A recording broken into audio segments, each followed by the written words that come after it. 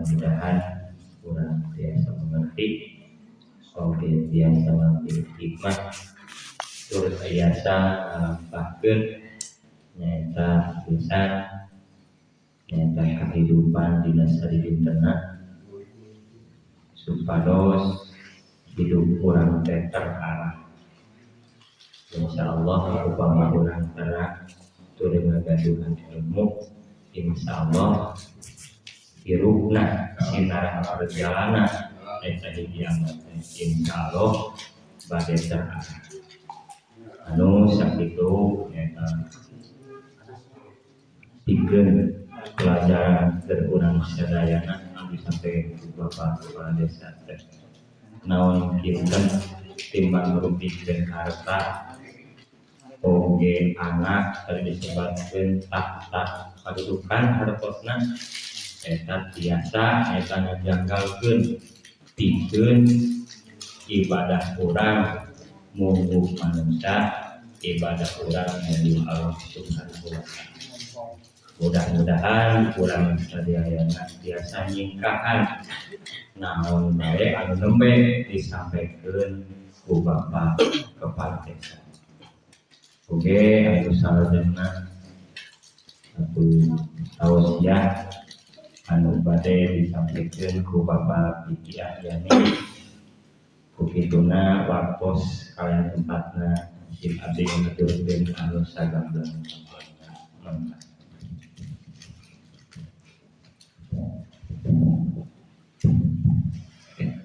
Bismillahirrahmanirrahim. Assalamualaikum warahmatullahi wabarakatuh.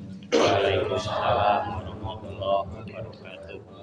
Illa hadratin Nabil Mustafa Rasulillah Muhammad sallallahu alaihi wasallam wa ala alihi wa awladihi wa duriyatihi wa sahabatihi wa tabi'in wal ulama'i wal waliyallah khusus Syekh Qadir Jailani.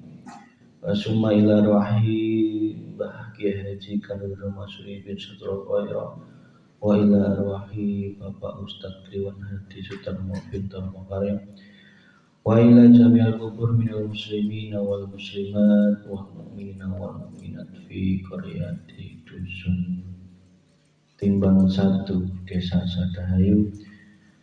Al-Fatihah. A'udzu billahi minasyaitonir rajim. Bismillahirrahmanirrahim. Alhamdulillahi rabbil alamin arrahmanir rahim maliki yaumiddin. Iyyaka na'budu wa iyyaka nasta'in ihdinas siratal mustaqim siratal ladzina an'amta 'alaihim ghairil maghdubi 'alaihim waladdallin. Alhamdulillahi rabbil alamin. Asyhadu an la ilaha illallah wa asyhadu anna Muhammadar Rasulullah. Allahumma sholli ala sayyidina Muhammad wa ala ali sayyidina Muhammad sallallahu alaihi wasallam. Syarat utama jika hati ini ingin berjumpa Allah adalah kematian. Tidak ada jalan lain kecuali kematian untuk berjumpa dengan Allah. Kematian di sini yang kami maksud tidak hanya kematian secara syariat, yaitu berpisahnya raga ini dengan ruh nanti, tetapi secara hakikat untuk bisa berjumpa dengan Allah ketika di dunia adalah matinya hawa nafsu. Matinya hati ini dari segala kepentingan hawa nafsu, yang ketika nafsu itu masih terus hidup, maka diibaratkan sebagai tentaranya jin, setan, sehingga membawa hati ini menuju selain Allah Subhanahu wa taala. Lantas pertanyaannya, sudahkah kematian tersebut sudah kita temui saat ini ketika kita masih hidup di dunia? Indikatornya gampang adalah ketika kita masih ada sedikit saja rasa takut mati, rasa takut belum siap, belum merasa siap ketika akan dipanggil oleh Allah, padahal yang namanya kematian itu tidak mengenal apakah orang tersebut sehat, apakah orang tersebut sakit, kaya maupun miskin, itu tidak ada hubungannya. Ketika hati ini masih merasa ada takut untuk mati secara syariat, itu tanda bahwa hati kita belum 100% berjumpa Allah di dunia ini. Artinya hati ini masih digondeli oleh syahwatud dunia, cinta dunia. Ketika nanti saya mati, bagaimana anak cucu saya? Bagaimana harta saya? Bagaimana hidup yang bahkan di dunia ini saya sendiri pun belum bisa dikatakan menikmati. Lantas ketika hati ini takut untuk mati, itu pasti alasan utamanya karena merasa bahwa hati kita belum memiliki bekal yang cukup untuk menghadap Allah Subhanahu wa Ta'ala. Maka ayo, ketika itu masih muncul perasaan takut mati, maka lekas-lekaslah, jumpailah, temuilah Allah dulu ketika masih hidup, ya. Sehingga ketika Allah memanggil kita kapanpun, yang tidak tahu muda atau tua, yang tidak tahu berapa jam lagi, berapa menit lagi, berapa tahun lagi, maka hati ini sudah siap, hati ini sudah senantiasa menganggap bahwa kematian secara syariat itu adalah awal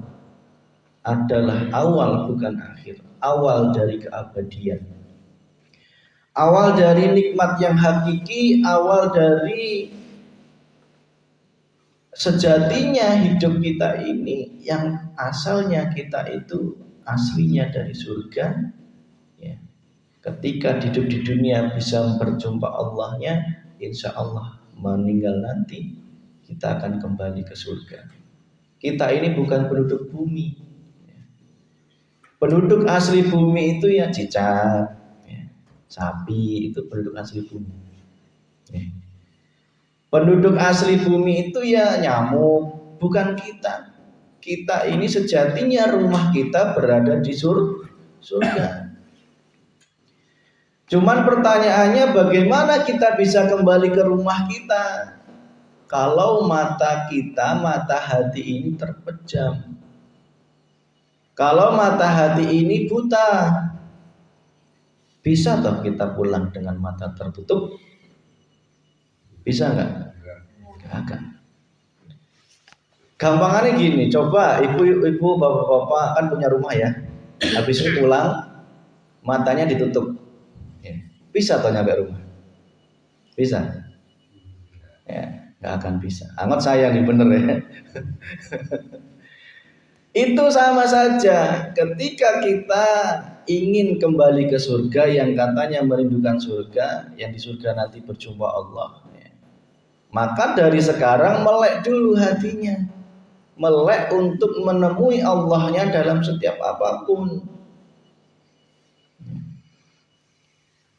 Maka apa yang menyebabkan hati itu tertutup? Ya, karena Allah belum membukakan pintu hidayah berupa cahaya tauhid la ilaha illallah, belum dibukakan. Sudah mulai dibukakan pintu cahaya tauhid, seperti apa yang kita jelaskan pada pertemuan kemarin-kemarin bab tauhid. Ketika hati engkau klik dan engkau paham, oh ranahnya ke situ toh, itu tanda Allah sudah menanamkan hidayah berupa cahaya tauhid kepada panjenengan. Jika kemarin kita sampaikan bab tauhid, bab syahadat kemarin ada hati klik, oh itu toh syahadat, itu tanda Allah sudah membukakan mata hati panjenengan, ainul basirah jenengan sudah mulai sedikit terbuka. Ya, udah mulai ngirip-ngirip ya Pak, ngirip-ngirip, nggak seleheng lin. Ya. Itu harus kita sempurnakan dengan apa? Dengan yang namanya sholat. Ya, malam ini kita bahas itu bab sholat. Agar mata kita semakin terbuka, mata hati ini semakin terbuka, maka sempurnakanlah tauhid kita dengan yang namanya sholat. Allah dawuh, wa qumu lillahi qanitin, dan dirikanlah sholat karena Allah, qanitin dengan secara khusyuk. Jika sholat benar maka amalnya lain benar. Ya. Sejatinya sholat itu, sholat yang khusyuk adalah ketika hati ini sudah tidak mandang lagi selain Allah. Bukan berarti yang saya maksud hati Pak, ruh ya, bukan pikiran, otak ya. Nek otak itu loh, jenengan paksakan tidak memikirkan apapun itu tidak akan terjadi, sulit Pak. Contoh pas sholat tiba-tiba kepikiran sawah, itu sulit untuk dikendalikan. Ya. Itu karena manusiawi. Yang dimaksud khusyuk di sini adalah hati. Hati tidak boleh memandang selain Allah. Meskipun pikiran terlintas glodaknya meong, tetapi hati mengatakan yang glodakkan meong itu adalah Allah kene. Itu. Ya. Sulit Pak untuk kita sholat untuk tidak teringat ya, pikiran ini tidak melayang itu sulit. Karena itu otak manusiawi ya, nafsu wajar ya. Tetapi hati jangan sampai memandang selain Allah. Contohnya begini, ketika kita sibuk tahajud sudah khusyuk-khusyuknya, sudah nggak ingat apapun ya, sudah fokus gitu ya. Tiba-tiba ada kucing ya, gelodak meong gitu ya. Padahal di dapur itu ada rendang yang belum ditutup wajannya, lupa ya. Kira-kira sholatnya diburu-buruin terus segera menyelamatkan rendangnya ya, atau dibiarkan saja nanti ketika rendangnya tinggal satu dikasihkan sekalian apa neangan sendal ya? Kumaha tak jawaban aku mah pasti neangan sendal. Neangan sendal tuh rendangnya tinggal hiji dibikin sekalian. Itu karena apa? Ketika otak memunculkan pikiran-pikiran duniawi, hati masih terpengaruh. Paham maksud saya nih? Ya, jadi untuk menyangkal otak itu tidak berpikir duniawi itu sulit Pak. Ya, sulit karena kita masih, ruh ini masih berada dalam raga. Dan raga ini memiliki otak. Otak itu memiliki listrik yang dia terus bekerja.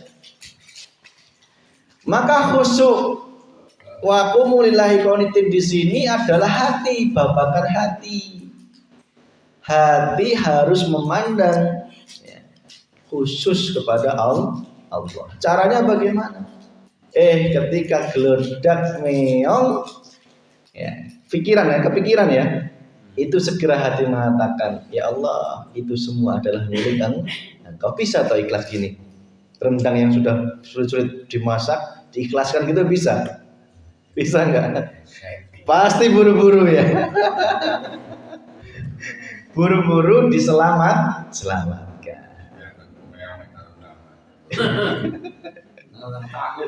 Ya, padahal rendangnya rendang tahu unggul gitu ya. Subhanallah. Ya. Maka ibu-ibu, sebelum kita masuk bab sholat ya, perlu dipahami bahwa sejatinya sholat itu adalah hakikatnya adalah mengajarkan hati hanya khusyuk memandang Allahnya saja. Itu saya ulangi ya, sholat itu hakikatnya adalah mengajak hati ini terus memandang Allahnya sehingga hati ini tidak lagi berbuat perbuatan keji dan mungkar.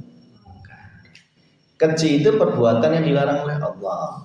Mungkar itu ingkar atas semua perintah-perintah Allah itu.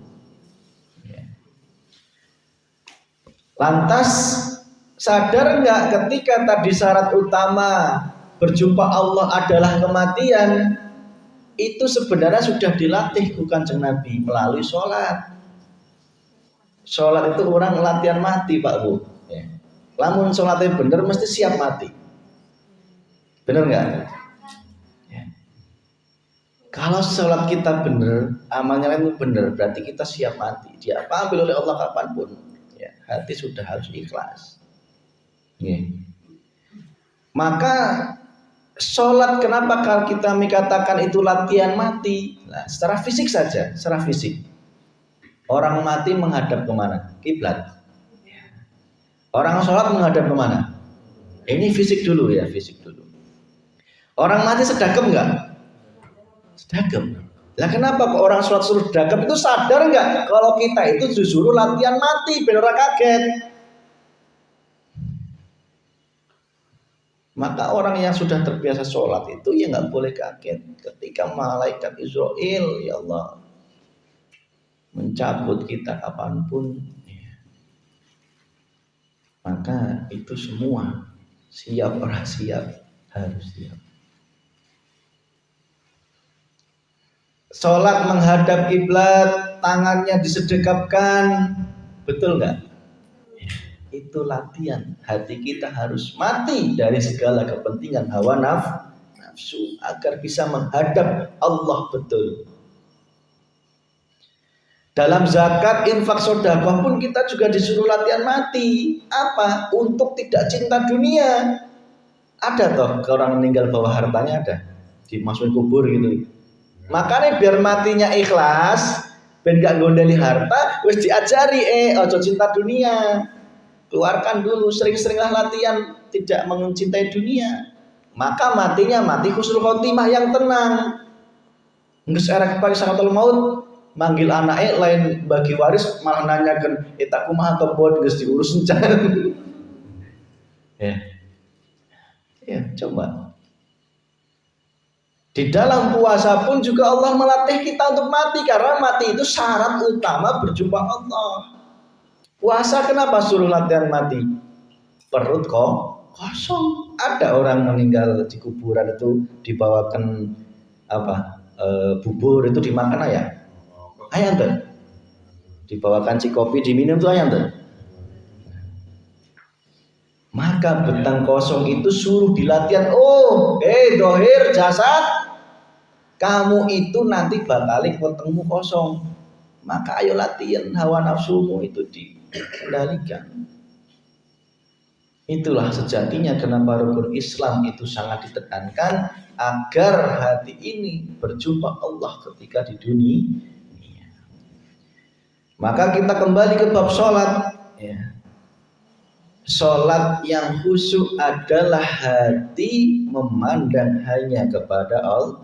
Meskipun ada dodak meong, segera ngomong, sing dodak meong Allah ke itu. Lagi enak-enak sholat, budak tiba-tiba di belakang gendong ya. Itu lamun nggak melihat Allahnya pasti emosi. Siapa yang punya anak kecil? Pernah?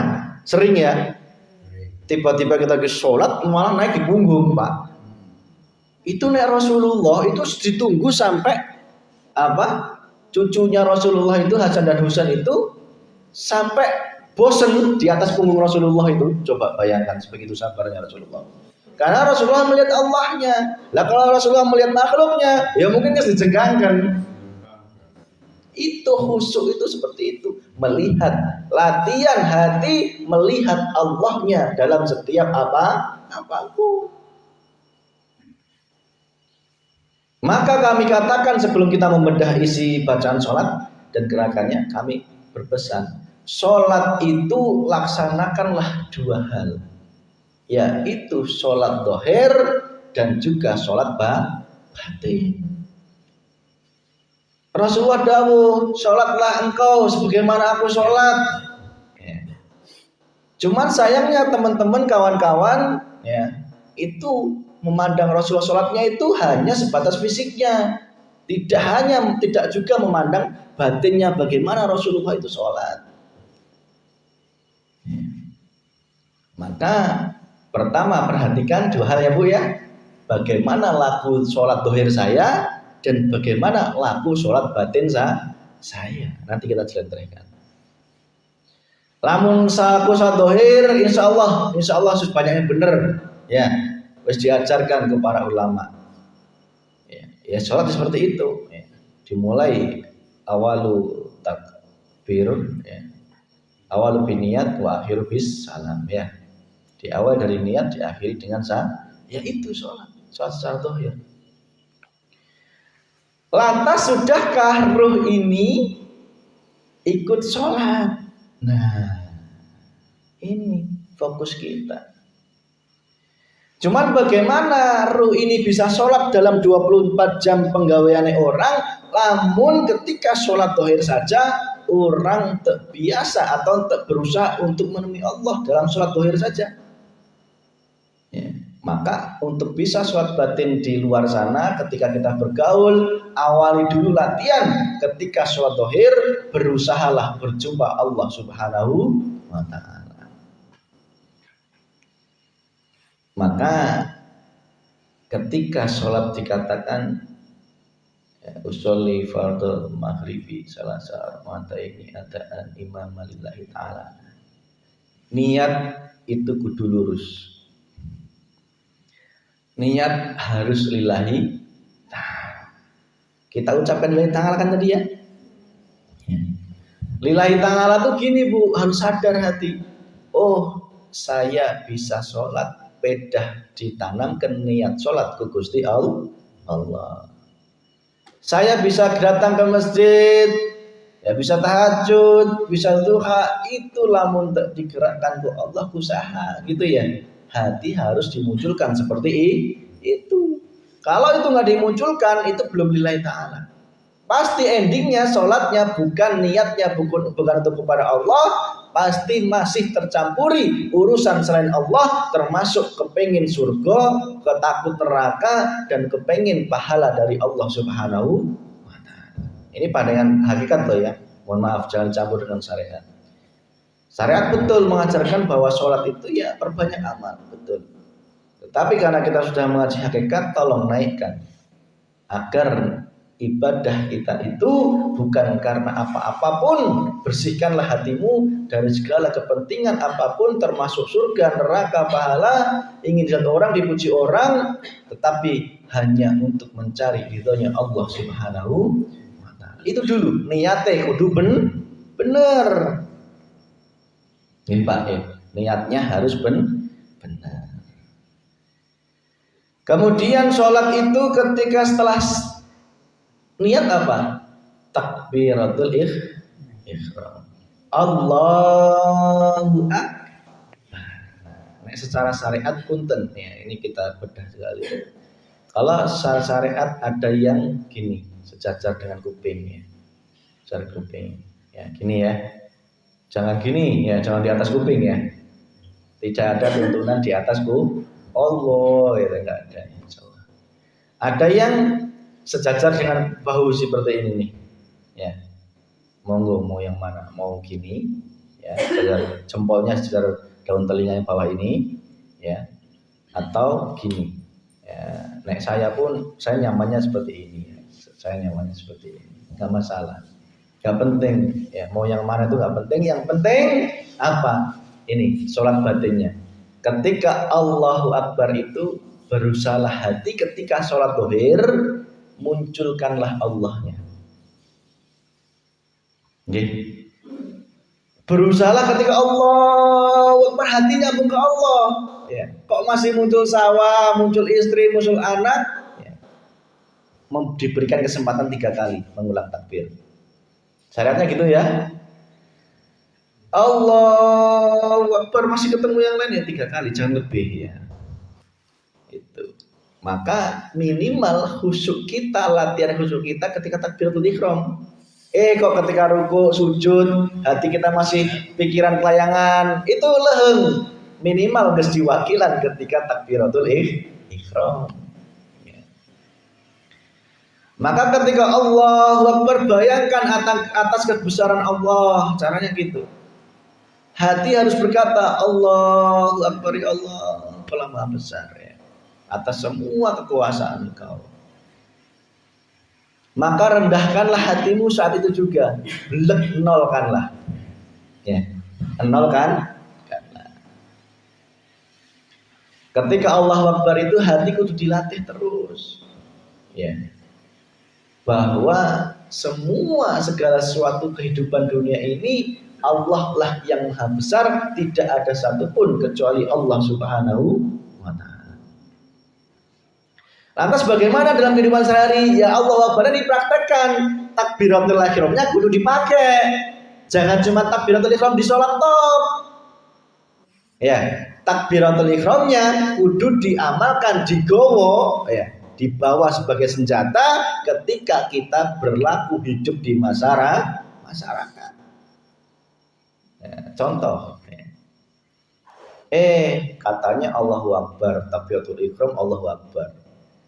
Masih muncul hati, lamun teu aing, ya, presiden Indonesia, semisal mual sekali katakanlah, itu berarti ya, takbiratul ihramnya belum jalan.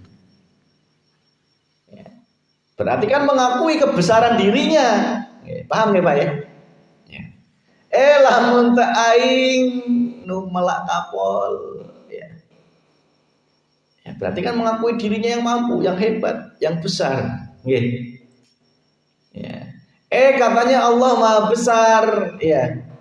Ketika besok mau kondangan sebentar lagi Syawal mulut jeneng hajatan, hati berkata, ya Allah duit ini gitu ya. Itu sama aja mengejek kepada Allah Subhanahu wa Ta'ala. Katanya kita suruh membawa, kata Mas Fikri suruh membawa itu takbiratul ihramnya, dipakai dalam hati, tancapkan dalam hati. Ketika ada masalah apapun, hati masih mengecilkan Allah Subhanahu. Mengecilkan itu apa Pak? Ngeletikkan Gusti Allah. Lagu mantap ngeletikkan. Ayeuna keur embret ya. Besok Syawal mulut kumaha ya Allah. Duit ini gitu ya. Pembantu jenung amat Pak Kadus, amat Pak Lurah, ya Allah. Itu sama aja hati ngeletikkan Gusti Allah. Lantas bagaimana bar Allah bertunancap? Ya, daripada kita mengeluh mengecilkan Gusti Allah, lekas-lekaslah minta sama Allah rezeki, berusahalah minimal cari utang. Loh lah, daripada kita ngeluh baik ngecilkan Gusti Allah, ngetikan Gusti Allah, mending layangan rezeki berupa utangan ku batu. Lamun eueuh ku Pak Lurah ngutang Pak Kadus ya. Lamun besok jenuk hajatan utang ke Pak Lurah. Memperingan beban ya. Memperingan beban. Guna gedean. Itulah ya Bu ya, takbiratul ihram yang katanya engkau setiap sholat ya, Allahu Akbar diuji sedikit, ngeletikkan Gusti Allah. Disangkane Gusti Allah, innaka ala kulli syai'in qadir, ente berkuasa atas segala sesuatu. Allah itu bagaimana prasangka hambanya. Ketika kita berprasangka, moal punya duit, dia ente buka duit tenan. Moal waras, dia ente waras tenan. Sukan mah ieung di ini duit. Ya moal buka duit tenan. Maka ayo tancapkanlah Allah Maha Besar atas segala kekuasaannya. Ya. Lantas secara syariatnya berusahalah mencari solusi ya atas semua permasalahan hidup. Itu salah satu tanda bahwa engkau sudah melaksanakan sholat secara batin atau istilahnya sholat doim dalam kehidupan sehari-hari, minimal gowo takbiratul ihram. Lamun ibu-ibu ya, katanya Allahu Akbar ya, katanya Allahu Akbar, tetapi ketika suami memberikan nafkah masih sedikit, masih ada protes, berarti itu sama aja ngeletikkan Gusti Allah. Ngece ke Gusti Allah. Lah sadar toh yang ngasih uang 25.000 kalau bukan Allah siapa? Kalau engkau ngece suamimu sama aja engkau ngece Gusti Allah, betul enggak? Katanya Allahu Akbar, Allah Maha Besar. Ya. Maka hati harus selalu bersyukur. Itulah Allahu Akbarmu dalam sholat yang engkau gemakan. Allah fasih banget Pak. Allah. Tetapi dalam kehidupan sehari-hari hatinya belum fasih. Kira-kira sudah toh itu bisa dinamakan sholat? Secara hakikat belum. Hatinya masih belum melaksanakan sholat. Ya, bisa diikuti ya Pak? Bisa ya. Oke. Silakan dikembangkan sendiri prakteknya. Contoh ketika makan naon Pak jenengan Pak? Wajib. Bisa nggak hati mengatakan ya Allah, Engkau Maha Besar ya Allah. Aiman tuh bisa yang juga dia minimal gitu. Sekali-kali hati dilatih dong Pak seperti itu gitu. Ulah cicing wae, hati itu ulah cicing wae, sing sering ngomong gitu loh. Ya, kalau bisa sampai dikatakan orang gendeng gitu loh. Rasulullah mengatakan ya, orang yang khusyuk itu lama-lama seperti orang gila. Rasulullah sendiri yang mengatakan. Ya saking dipandangnya itu Gusti Allah. Orang memandang selain Allah. Memandang salah ya dipandang Gusti Allah. Ya Allah kebesaranmu ya Allah, Engkau sangat besar. Allahu Akbar. Kok bisa ini dalamnya ada biji segede ini? Ngelebetkan aku memasukkan biji ini kumaha ke dalam kulit ini. Pernah nggak berpikir gitu? Sering ya, sering. Seringnya makanan maksudnya. Itulah Bu, ketika engkau membuka plastik itu ya coba temui Allahnya. Ya Allah, dari zikir nih hati loh, hati itu ngomong loh Pak, maksudnya Pak. Coba itu butuh latihan. Lamun hati nggak dilatih sholat seperti itu, hati yo mati. Mual hirup. Nggih, paham nggih? Coba ketika buka sulit, ya Allah kok angel iki wis dipletekan enggak bisa bijil-bijil ya Allah. Inilah menunjukkan kekuasaan. Hati terus bicara, Pak. Ngomong terus hati ya. Itulah Allahu Akbar, takbiratul ihram. Ketika engkau masih muncul kesombongan, berarti takbiratul ihram kita dalam hadis sehari-hari belum jalan. Masih merasa saya yang punya kuasa, saya merasa punya ilmu, saya merasa kekuatan, saya merasa bisa segalanya. Muncul seperti itu, termasuk diri saya yang masih merasa saya bisa ceramah. Itu saja berarti takbiratul ihram saya belum betul-betul sempurna di mata Allah. Ya. Takbiratul ihram ternyata kudu dipraktekkan dalam kehidupan sehari-hari. Ban bocor, Allahu Akbar. Gitu loh Pak. Allah Maha Besar. Ya nek bisa jangan bocor ya Pak ya. Repot gitu lalu wong bocor repot. Kalau sepilah ini ya Allah confess gitu. Ya, apa-apa. Setiap ilmu itu ada konsekuensinya, ya. Ada konsekuensinya. Akan ada ujian, itu wajar ya. Ketika kita sampaikan ilmu Allahu Akbar, ilmu takbiratul ihram, bisa atau ketika Allah berikan soal besok atau mungkin nanti pulang ke rumah diuji tentang takbiratul ihram, bisa nggak hati muncul Allahu Akbarnya? Nyampe rumah istri bersengut, hati gitu mengatakan Allahu Akbar. Allah bisa, wainkan pamajikan aing bersengut jika gitunya gitu. Kira-kira jadi marah untuk orang. Karena kita sudah membawa takbiratul ihram terlebih dahulu. Gue malah kerja. Kerja masalah bisa. Hah? Kerja masalah bisa. Sampai rumah bingung. Iya. Itu butuh yang namanya latihan. Ya Pak nggih. Nyampe rumah diuji ke Gusti Allah ya. Tiba-tiba apa? Hah? Tiba-tiba lapo. Ya wes sopak aib. Bisa nggak hati masih mengatakan Allahu Akbar masih bisa? Aduh. Aduh gitu. Ya. Ingat ini juga berlaku untuk diri saya. Kok nanti tiba-tiba Allah memberikan ujian, ya siap-siap hatimu, jangan kau hindari. Itu dalam rangka melatih menguji hati kita. Nggih, betul Pak, terus nggih. Harus ada konsekuensinya. Mengkaji ilmu syariat butuh taat, mengkaji ilmu hakikat butuh pengorbanan. Pengorbanan apa? Harta, jiwa, raga, waktu. Wis korbankan apa wae. Maka sudah bisa dipegang nggih, takbiratul ihram sudah pegang nggih? Ya. Ketika dihadapkan oleh Allah apapun, sholatlah, takbiratul ihramlah bahwa Allahu Akbar, Allah Maha Besar atas segala sesuatu. Kemudian setelah takbiratul ihram apa? Kita. Masih ada waktu. Doa iftitah. Ini.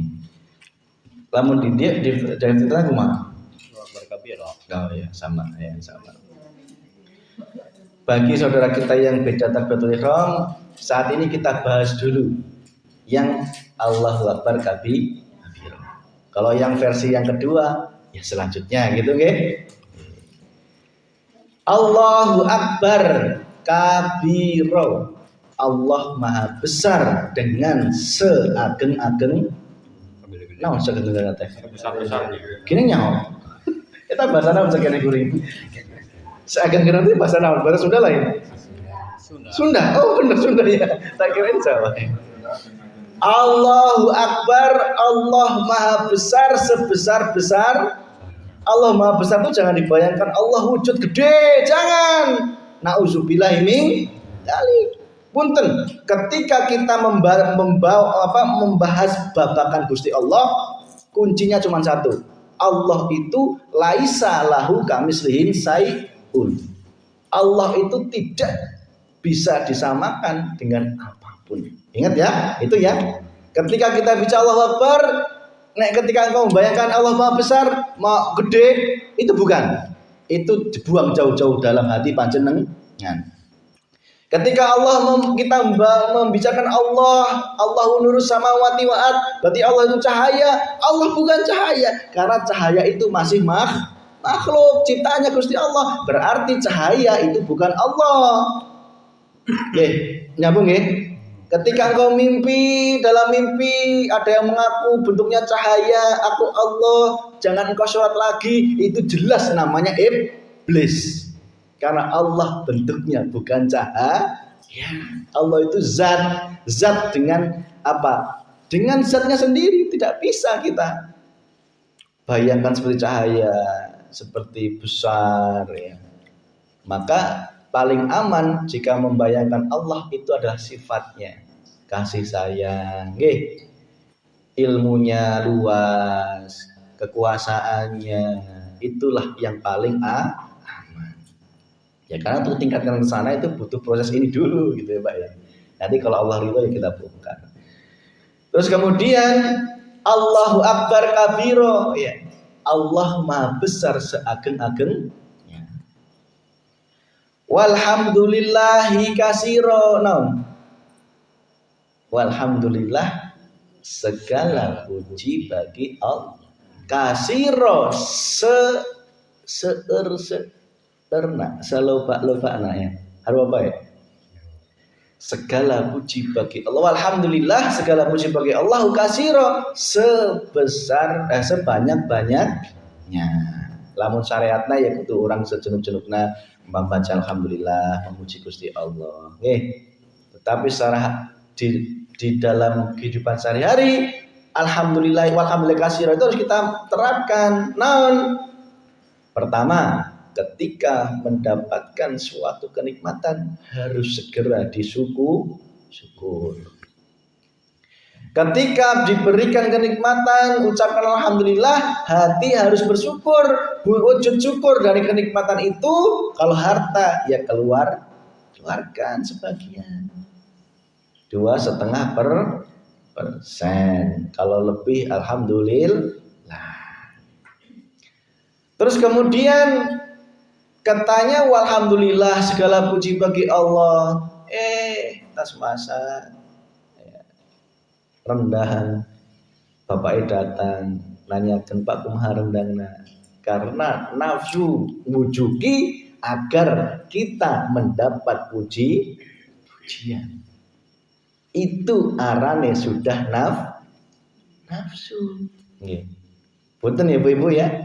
Ketika hati saja masih ada gretek ingin dipuji ku salaki, ya itu arane nafsu yang itu sebenarnya miliknya Allah Subhanahu wa ta'ala. Segala puji itu bagi Allah. Yang benar bagaimana? Kalau memasakkan suami, ya sudah nilai ta'ala saja. Nggih. Jangan ada embel-embel ingin dipuji. Punten nek panjenengan pakai pakaiannya Allah berupa ingin dipuji, pasti ujung-ujungnya nyeri, Percaya nggak percaya buktiin. Sok masak mau ngenah, ya. Lamun cerita ke salaki, kumaha Pak sok asakeun. Salakina ngomong, "Kene pahit sih," gitu. Apa sih? Kira-kira nyeri hati enggak? Nyeri hati. Karena kita dalam awal niat masak masih karena ingin dipuji. Saya bisa apapun ya dalam masyarakat dan sebagainya. Kok masih muncul memakai pakaian Allah berupa pujian, itu pasti akan menjadi beban. Ya, betul nggak? Betul. Pokoknya jalma ngarep-ngarep dipuji itu beban, Pak, beban. Ya. Angot untuk menang pujian sedih, menang pujian menjadikan hatinya semakin apa? Semakin apa itu namanya? Melambung ya. Melambung, betul nggak? Ya. Maka walhamdulillah katsira, ayo terapkan dalam kehidupan sehari-hari bahwa segala puji itu hanya bagi Allah. Lantas bagaimana Mas kok ada yang tiba-tiba muji saya? Ya. Mulut katakanlah alhamdulillahirabbil alamin. Hati katakanlah hanya untuk Gusti Allah. Kenapa kok pujian itu hanya untuk Gusti Allah? Karena apa? Semua aktivitas ini sejatinya senggawe ya Gusti Allah. Contoh panjenengan bisa masak enak tadi, kira-kira itu lamun untuk Allah untuk Allah nunggerakkan numerek ilmu, kira-kira bisa toh? Berarti kan kita sebenarnya nggak bisa apa-apa kan? Maka sing berat dipuji itu ya Gusti Allah, jangan kau akui. Nggih, paham nggih maksud saya nggih? Nggih. Karena sejatinya yang menggerakkan, yang melakukan itu semua Gusti Allah, termasuk kita sholat. Itu ya Gusti Allah. Termasuk kita zakat. Ya. Itu ya Gusti Allah. Orang mantep bisa naon. Ya. Seperti sedekapnya sholat, itu tanda bahwa kita tangannya nggak bisa berbuat apa. Ya, itu masuknya mati itu di situ, mati itu di situ, sehingga engkau akan berjumpa Allah Subhanahu wa ta'ala. Walhamdulillah katsira wa subhanallah hibuk rotau wa asy. Naon? Wa subhanallah lan oge moho suci Gusti Allah. Walhamdulillah subhanallah hibuk rotau wa asila di pagi dan petang dina poe dina peting lan dina berang gitu intina. Lamun matahari itu poena lamun petang unggul nggih ya. Lamun Gusti Allah bersinar ya. Ilmunya terus abadi ya. sucinya terus abadi. Lamun orang mah ayeuna di masjid ya soleh, nggih keluar masjid nggak soleh gitu ya kita mah ya. Namun kata Pak Setiawan, ayeuna mah bisa ngikutin gitu sampai imah poho deui gitu ya. Itu bukti kalau manusia tidak suci, yang suci hanya Allah. Ya. Maka engkau jangan pernah memakai pakaian kesucian itu. Jangan pernah merasa dirimu paling suci. Dirimu sudah suci. Lebih baik merasa dirimu banyak dosa. Itu jauh lebih baik. Punten ketika saya duduk di sini, ya, ketika hati ini masih mengatakan, saya paling alim di padang Pancasila, saya merasa paling suci, merasa paling bisa nyampe, itu saja namanya nafsu. Berarti saya memakai pakaian Gusti Allah, sing arane subhanallah. Pakaian kesucian itu milik Allah, Pak. Sekarang tidak. Ya, golongan-golongan Islam, ya, mohon maaf, punten sekali kami mengingatkan saudaraku Islam dimanapun berada, ayolah, beda mazhab, ya, tolong jangan dipermasalahkan. Beda aliran, beda apapun tolong dipermasalahkan. Lamun engkau merasa dirimu benar, ya silahkan. Yang penting jangan menyalahkan yang lain. Ya, jangan merasa paling benar, merasa benar apa-apa. Keyakinanku ini benar, tetapi jangan merasa paling benar, itu maksud saya. Sehingga saling menghargai, sing yasinan ya yasinan, sing ora ya ora, gitu loh maksud saya loh. Sing kunut ya kunut, sing ora ya ora. Itu sudah nggak penting lagi. Yang penting sudah nggak hatimu itu menjumpai Allahmu dalam kunutmu, dalam menjumpai Allahmu dalam yasinanmu. Apakah masih ketemu berkatnya yasinan yang muncul dalam hatimu? Ya, gitu kan?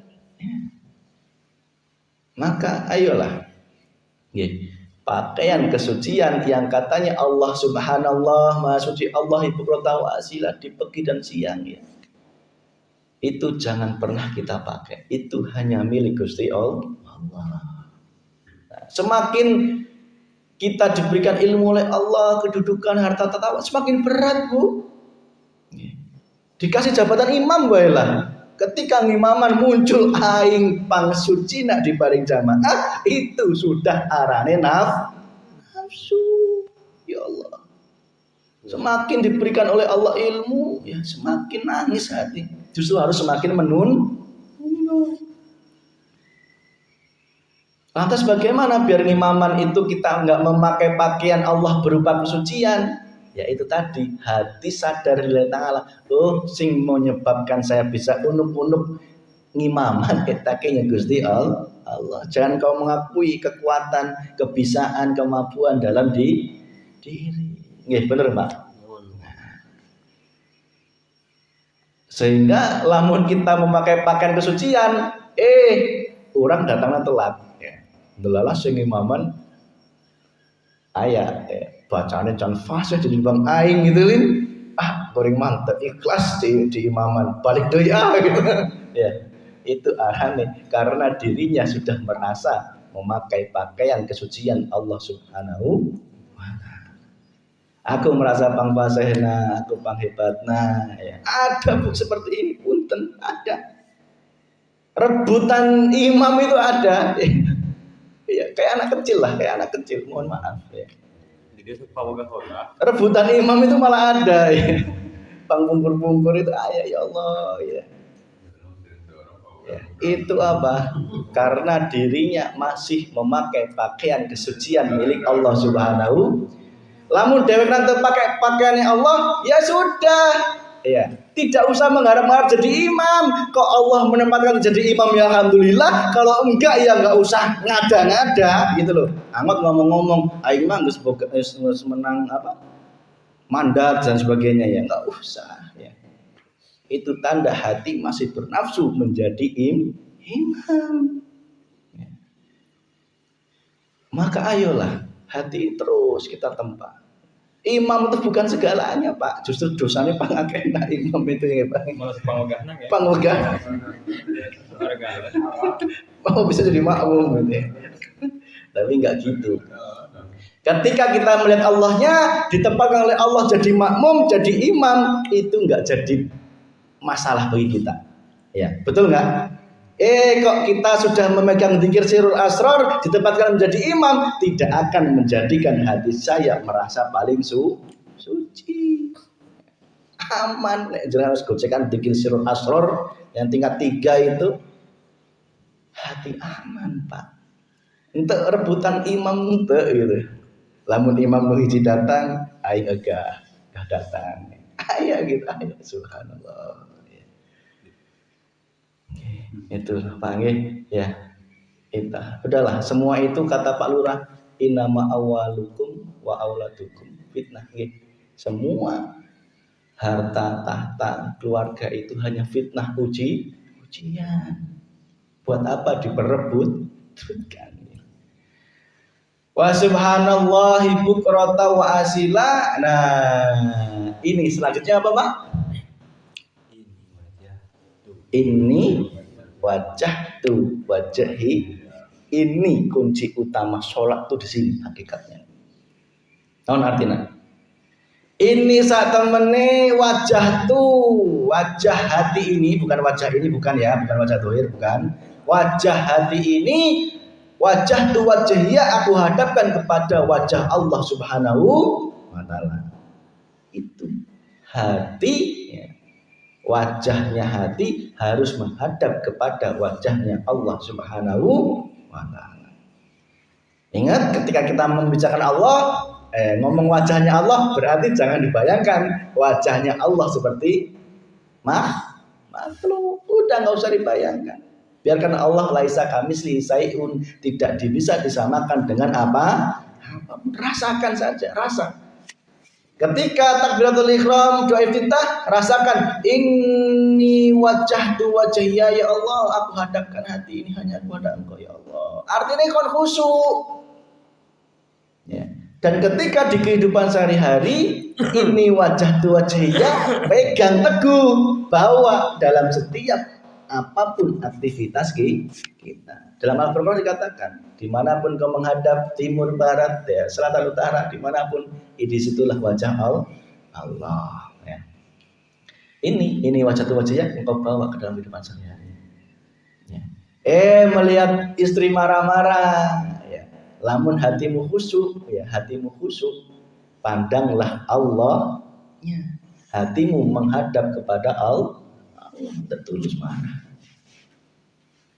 Ini wajah tu wajahia itu harus betul-betul kita pegang teguh dalam kehidupan kita sehari-hari. Nggak ngantuk ya Bu ya? Yes ya? Cukup sekian nggih? Oke, cukup ya? Kita lanjut selanjutnya ya, karena sudah ngantuk ya, tidak bisa kita paksakan. Ilmu itu nggak usah pengajar itu nggak usah lama-lama ya. 2 jam, 3 jam nggak usah, nggih. Singkat, padat, jelas, yang penting dipraktek. Ngaji sampai subuh, pulang lali ya. Ora dipraktek nih, ya gue opo ya. Malah sampai nggak sholat subuh. Maka cukup setengah jam, sejam, yang penting padat, mlebu neng ati, nancep neng ati, pok gondeli, pok nggo oleh-olehnya ngomah. Engkau amalkan dalam kehidupan sehari itu jauh lebih baik.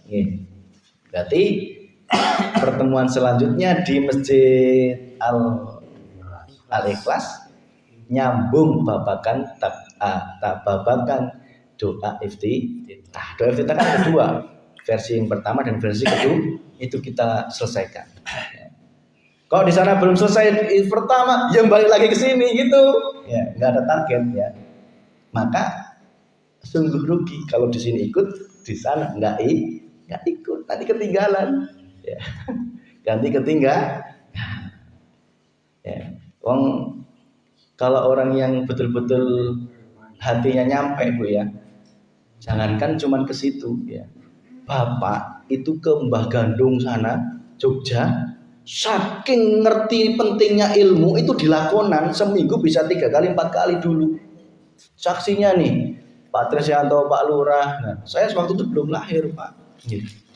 Beliau ini saksinya. Coba bayangkan Ibu-ibu, bapak-bapak cuma dari sini ke masjid sana, ya, itu untuk dikejar. Kira-kira gimana? Ya? Berarti belum sadar betapa pentingnya ilmu. Belum sadar. Belum melihat Allahnya. Allah di sana sedang menggelar ilmu. Ya. Lebih baik saya nonton sinetron di rumah, lain jatah masjid air. Iya gitu ya. Itu namanya nafsu. Bapak Ustadz itu sampai Jogja ngebes naik motor apa dilakoni Pak, seminggu bisa 2 kali 3 kali, mesti itu dulu saking butuhnya ilmu. Nah, Pak Lurah, Pak Trisyanto dan teman-teman senior yang lain itu udah sering mengantar beliau ke sana. Ya. Maka ayo ibu-ibu, ya, bapak-bapak, ya, pesan saya, mumpung ilmu ini digelar, ya, nek neng masjid kono ya digudur. Ya. Kan ibu-ibu punya bapak-bapak toh? Bapak-bapak punya motor. Ya sing gak mimi melan mintuno gitu loh Pak. Siga Pak Kadus itu kan mimi melan mintuno gitu kan. Siga kebobong ngecek orang. Ayo Mak digonceng jadi itu gitu loh. Sing kudu kreatif gitu ya. Nah, itu. Jadi ayo hidupkan di sana, hidupkan di sini ya. Nek di sana ya di sini, sing ke sini ya ke sana gitu loh ya. Oke. Punten, memang yang kami bahas adalah babakan hati, ya, babakan hati, ya, sehingga apa? Intinya adalah pengennya adalah hati kita semakin baik di mata Allah Subhanahu. Itu tujuannya itu, Pak. Itu saja. Karena tanpa ilmu hati yang nggak mungkin melek, gitu ya. Pasti akan merem terus. Nek merem itu pasti nabrak sini, nabrak sana. Nah, pamajikan ditabrak, anak ditabrak, orang tua ditabrak, adik ditabrak, semua ditabrak. Padang batur ditabrak, naon kapal batur ditabrak, siapa lurah tadi naon ngalak ditabrak kongko. Itu karena hatinya, mata hatinya masih merem. Nggih, insyaallah nek panjenengan mengikuti terus, hati panjenengan semakin terbuka. Matane melek sehingga nyata Gusti Allah. Oh, ternyata Gusti Allah itu laisa kami selain sayun, berkuasa atas segala sesuatu. Ya itu saja, mohon maaf Pak Kadus, Pak Lurah, semua saja ibu-ibu. Dalam rangka untuk diri saya pribadi, mari sama-sama bukalah hati kita, mohon kepada Allah terus dibukakan cahaya makrifat, cahaya untuk terus bertuhan Allah Subhanahu wa taala. Tinggalkan syirik jali, tinggalkan syirik khafi. Syirik jali itu syirik yang nyata, syirik khafi syirik yang lembut. Ya. Itu Pak Taim nanti mohon untuk menutup doa, gitu terus agar barokah. Itu saja. Mohon maaf. Akhirul kalam. Bila taufiq wal hidayah. Wassalamualaikum warahmatullahi wabarakatuh.